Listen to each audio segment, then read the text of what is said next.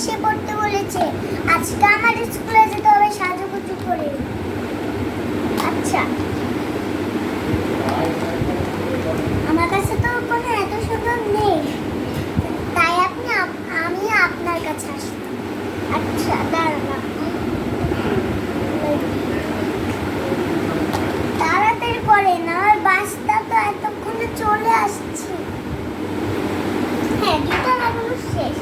এখন আপনার পুরো পুরো এবার তোমাকে আমি সাথে দিব। এবার